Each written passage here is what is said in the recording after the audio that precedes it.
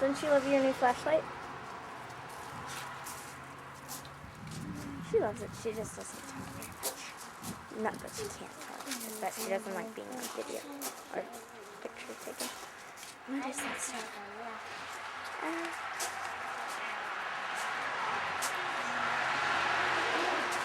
Okay, let me. Oh, I can't see anything. More flowers. More flowers. Lots of flowers. Sorry. That was the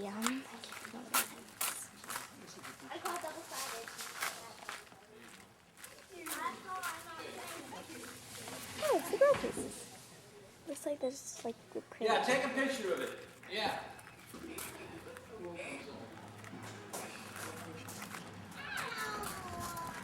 Hey everybody. Somebody shut the door on me.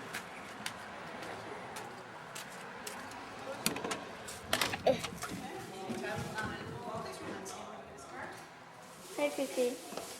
How are you? I like to call her Fifi, although her name is Phoebe. It's my nickname for her. Nathan seems to be packing up the puzzle. That was a really fun puzzle. Stanley, Stanley. Oh, I didn't think of that. Good point. She's gotten herself in the car already. Yeah, she's so cute. Oh, and Margaret.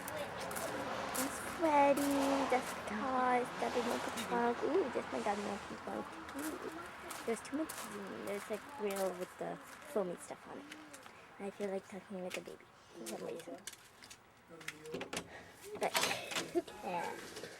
Nathan. Hello, Steve. Nathan, no touchy camera. Zoe, getting already. Ooh, this is all right. Hi. Have you finished packing? My camera woman hasn't packed her water bottle with water, and she made me come dehydrated.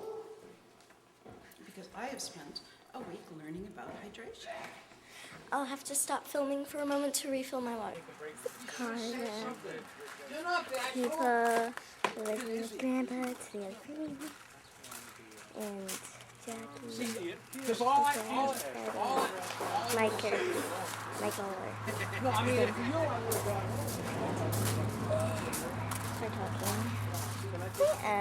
Ooh, this is a very funny picture.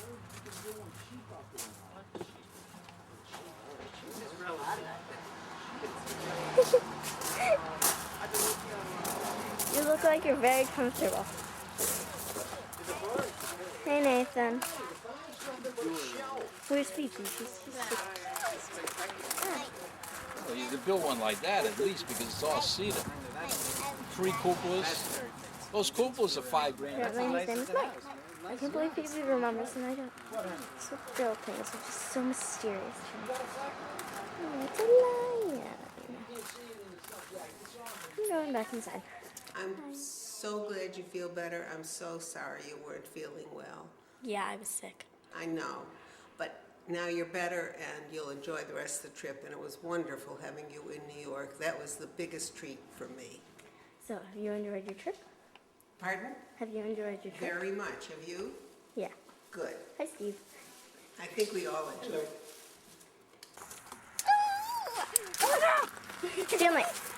Stanley, I'm recording. Have it. That is so cool. There's solar-powered little car thingies. And you put them in the sun, they just drive.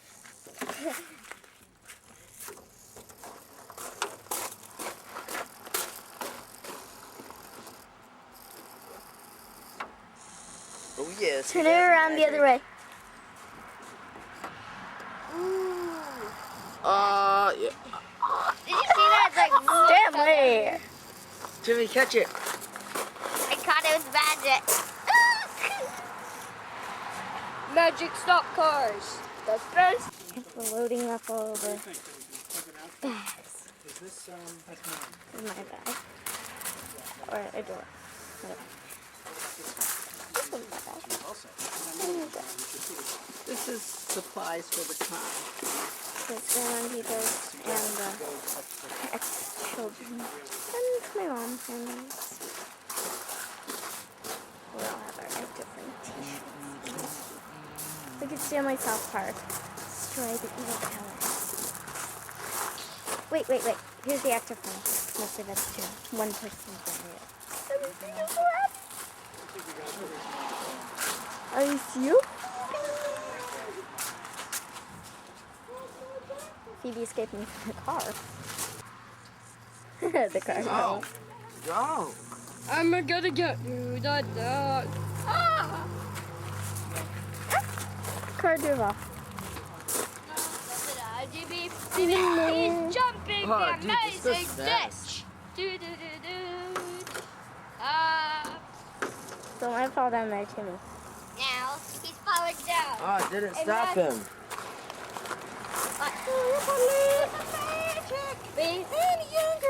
Can we record this? Wait. Believe in magic. In a young girl's heart. That is a very awesome car. Saturday. It's It's your party. Yeah, why are you giving it to me? What's sitting on the counter? Jackie said Jackie was the Watch one this, watch this. That I paid $900 for. Jackie was the only thing I could suggest. I told you. The reason why we didn't leave it there is, first of all, I didn't want anyone to stir it up. Yep. Everybody crowd around me. I totally went to Hi. and plus That isn't us. Then that's a good excuse. at the new houses, what you're People spread out. Everybody goes. the house.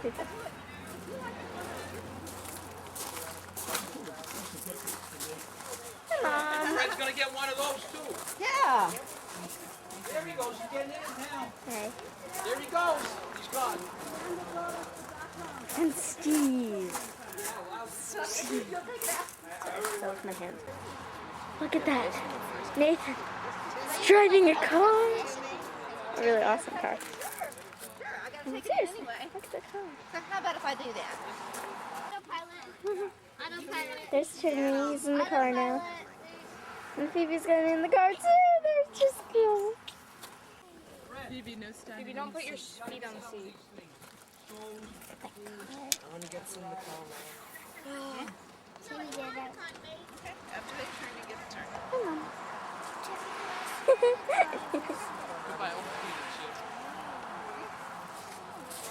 Everybody's saying goodbye.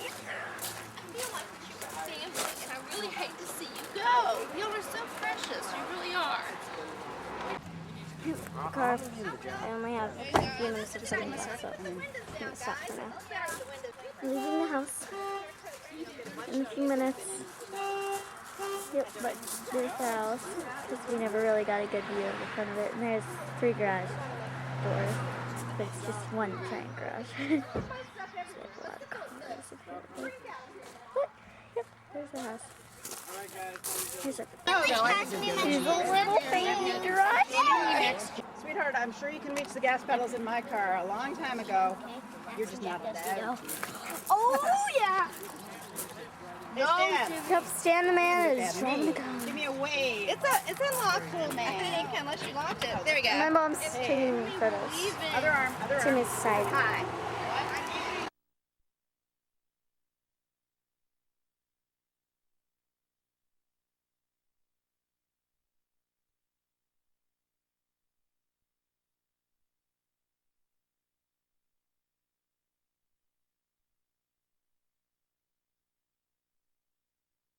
This is so Freddie. exciting. Freddie, say hi. Hello, sweetie pie. I have 2 cold stone. Yes, it's Freddie. This is Grandma. Say hi, Grandma. Hi, sweetheart. So, who are That's you? a great camera. Oh, that's wonderful. That's really Panasonic. great. Yeah. Is that a video? grandchildren. Yeah. Oh, isn't that This is Celia. Yeah. Miss Red is in Oregon? Yeah, no, she lives in Illinois. She's in Illinois. And Timmy lives in Oregon, and Phoebe lives in Oregon. Hey, Timmy, say hi. Pretty. Hi. You look so pretty. Hey, people. Did you see the pictures of This you is two? great. Let's show it. Oh, Did you know him too? Oh, sure. Yeah. He played the He played the flute. And Jim plays the bass clarinet. In the same orchestra? Yeah, Oh, they call it New Horizons. It's for seniors. I think they have one. Hi, honey. Oh, don't. You're already on tape. Later.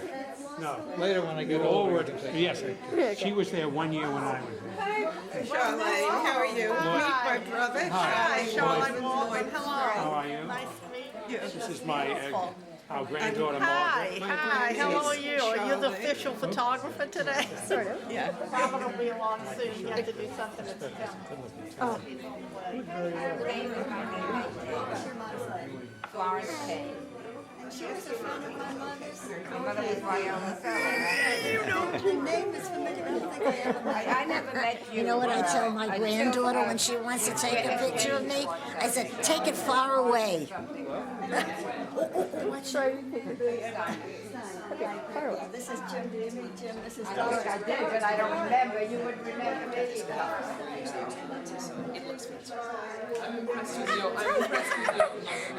My cousins in the room, and Jackie, and Adam, and Zoe. Hi, Zoe.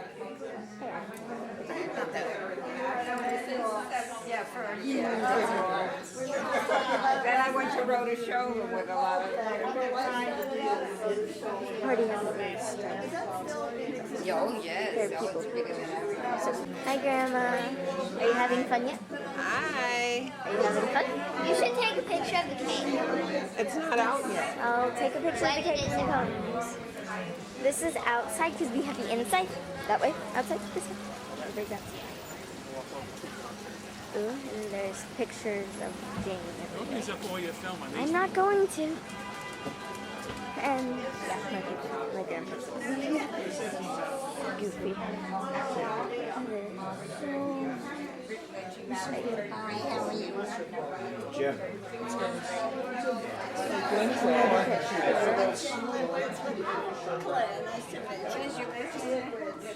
Then another one over here. The last one. Right there. This is Bill Fruhoff, Henry's son. Hi. Very nice to meet She you. was at Henry's. Zoe and Phoebe were there. That's right. Nice to meet you. What a nice occasion. Hi. Nice to meet you. That's Celia. Celia just walked in. Oh, Celia, how are you? I'm good. She's in the green dress over there. Oh, okay. Birthday girl hugs me. They're coming, they are. One is in the bathroom and one is at the door waiting. Oh. It's the father, so. This is Steve Ford and his daughter Betsy Ford. And actually, and Becky, I will also introduce you to Bill, because I don't think you've met Bill. I'm not sure if you have or not. Hi, Phoebe. Phoebe, say hi. Say hi, Phoebe. Hi, Phoebe.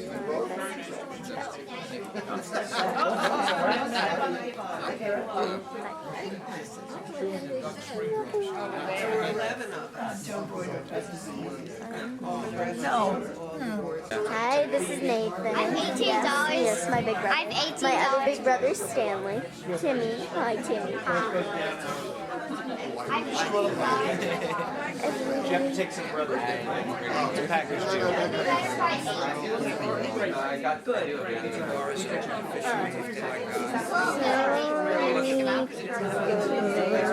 The bar's open if you like it.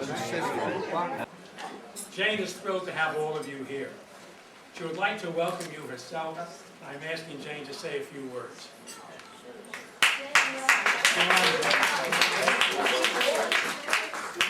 Henry just said I'm on. So I'm just going to welcome you. Lloyd did it. But I did want you to meet my brother Lloyd and my sister-in-law Biddy.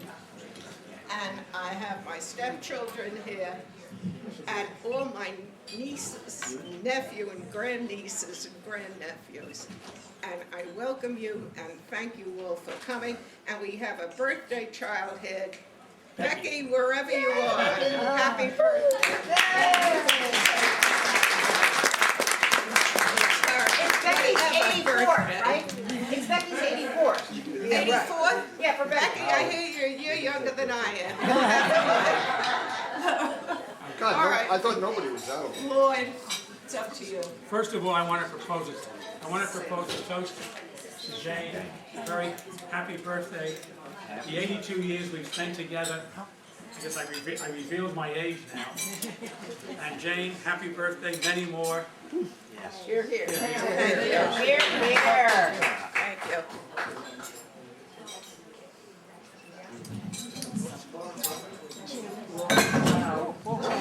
We get down to the real purpose of this gathering. As you know, it's to celebrate Jane's 85th birthday. I drafted several hour-long speeches. A couple were an hour and a half. But my wife, being our children, nixed them all. She said I should limit myself to 5 minutes, or at the most 10. Because everyone here knows Jane, and we all love her. So what can I say about Jane? We've been her brother for 82 years. You might expect me to bore you with stories about sibling rivalry, family trips, family parties, our joint misbehavior as the sadists. But we wanted to do something different to celebrate Jane's birthday. She deserves something special, and we thought we had a solution. We'd make a movie. Since our family, like the Collier brothers, saves everything, every picture, every letter, and we did the obvious thing. We searched every closet, storerooms in the basement, dozens of shoeboxes filled with pictures, numerous photograph albums. We screened hundreds, maybe thousands of feet of 16mm film, which had been taken since 1933. The pictures reflected important periods in New York's history. They covered 2 World's Fairs, 1939, 1964, as well as the home front during World War II. There were films of Jane at camp, Jane at school, Jane as a teenager, Jane on family vacations, and on and on. After weeks of organizing, flying people into Illinois from Oregon, separating, copying, we put together a film of Jane's life. You think Ken Burns' short documentary of 8 hours? Jane's film is 16 hours long. Because we only have this room until 4 or 5 o'clock. We realize that to our great disappointment, we cannot screen it today. We considered each of you giving you a 16-hour DVD to screen at your leisure. After many discussions, several agonizing discussions, once again, my wife and my children won out. And our daughter Margaret prepared the posters of Jane at different ages that you see here. She and the children have also prepared an album that Jane can show you later. Rabbi Harvey Teitelbaum, a good friend of Jane's, could not be here today, but I asked you to read his message, which I will read. Dearest Jane, as I wrote you recently, Merrill and I regret very much that we can't be with you at your special birthday party. At this time, we are on a month-long cruise on the Mediterranean. But I want you to know how deeply and warmly we wish you well for years to come. We have shared many of life's sadness and joys in a friendship that has spanned 45 years. May that friendship continue and deepen, indeed for decades to come. Stay well, much care and love, Rabbi Harvey and Merrill.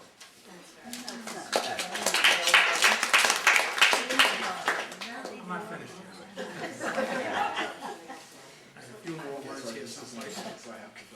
The president, the governor, the mayor, and all the Democratic candidates asked me to read their messages as well. And since you know what they would say, in the interest of saving time and getting to lunch, we have eliminated them from the program.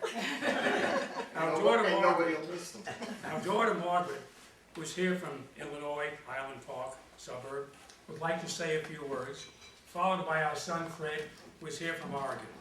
They are here with us, Jane's 7 great nieces and nephews. And if they'll stand up, I'll be happy. I hope I get them in the right order. Zoe, Nathan, Stanley, Adam. Stand up, guys. Come on, all of you, stand up. Jenny, and Pete. Celia. Hey, Celia.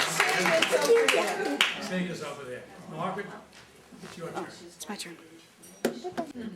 So, I'm sorry, Fred got the verbal skills in our family. So I just want to say, is she cute or what?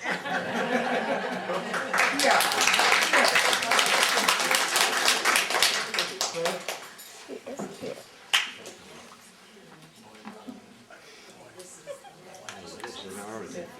I can't top you, Dad. This is so exciting to be here. Just 85 years ago, the day before yesterday, the woman we're all here to honor, the woman I know as my Aunt Jane, Move closer. was born in Women's Hospital in Harlem, where she spent the rest of her life.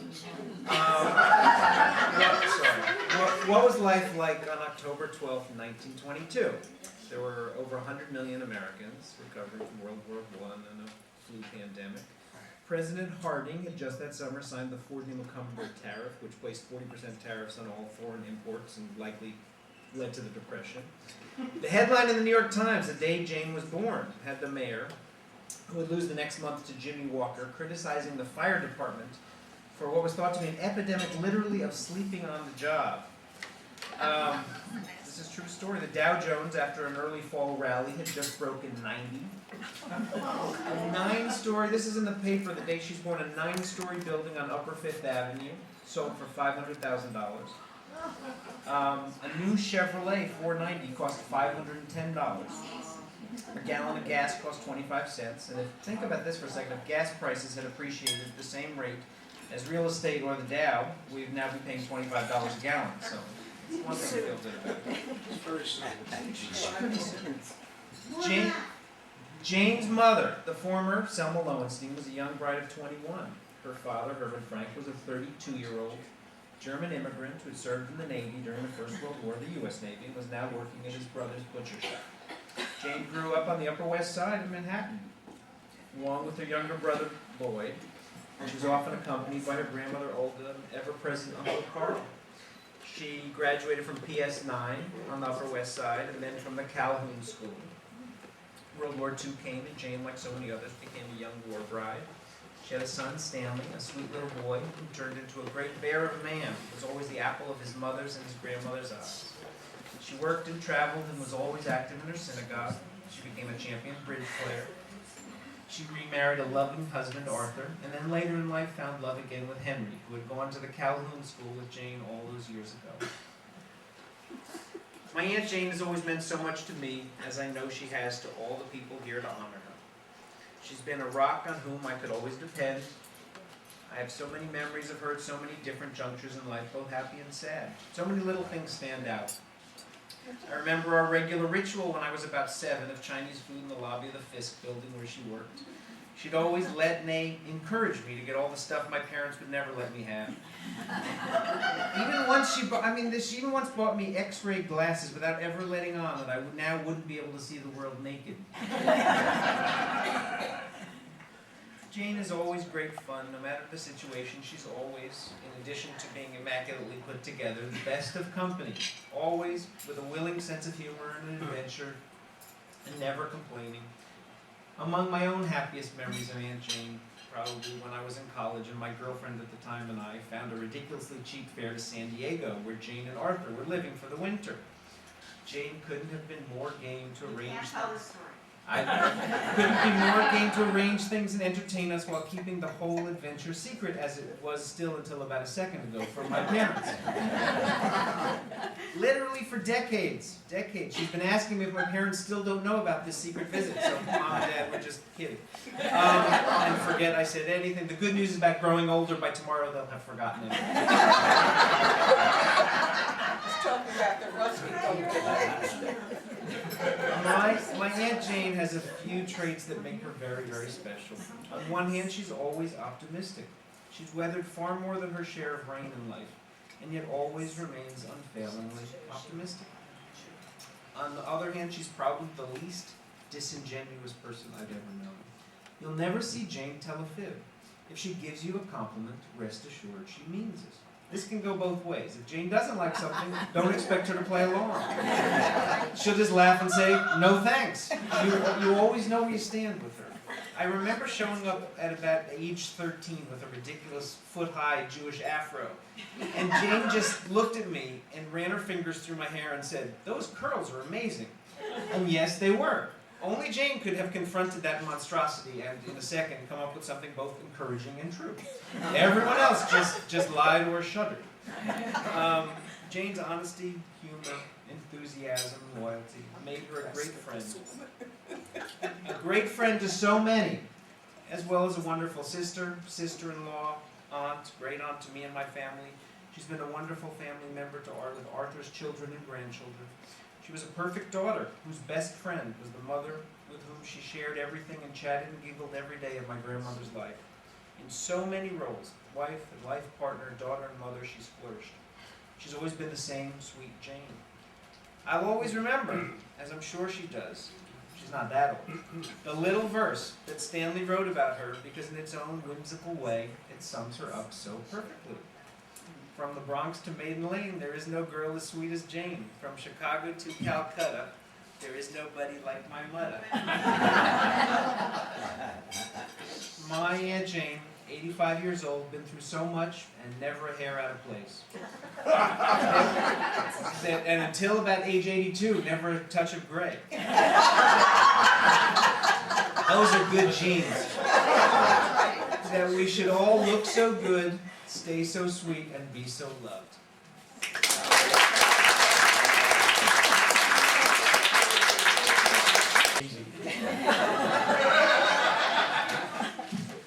Now we're on to lunch. And our Quaker meeting tradition of our family. Any of you would like to speak about Jane, you're welcome to at this point.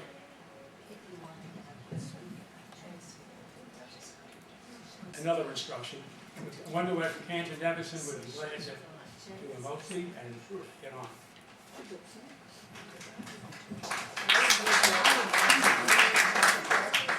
Hello, everyone.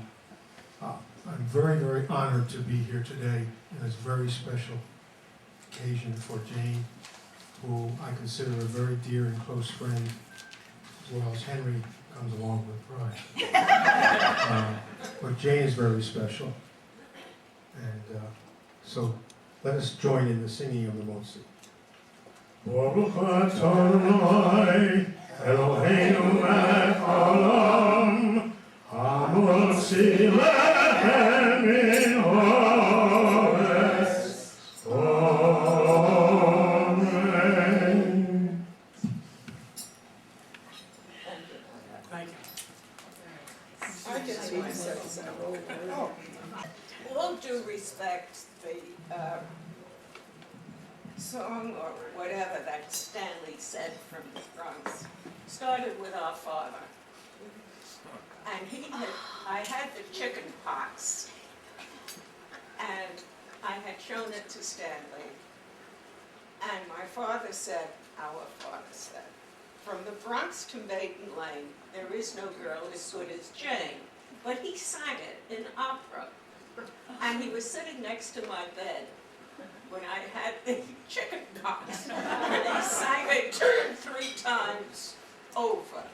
So that's where that started. And Stanley loved my father, so that's why he picked. And then your father got the chicken pox. I got the chicken pox and gave it to Lloyd. So nice of you. You're generous. Jane, Lloyd and I are both tone deaf. Would you like us to sing it to you?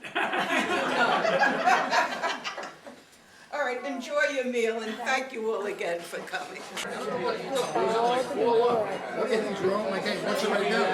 I said, if I knew, you would be taking me to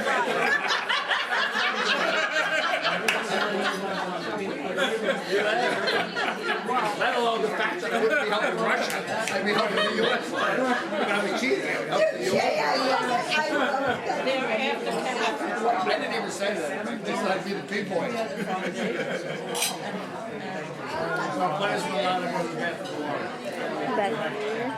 Oh, nice. So that was my favorite. I went crazy. I'm gonna spend the day on suspension.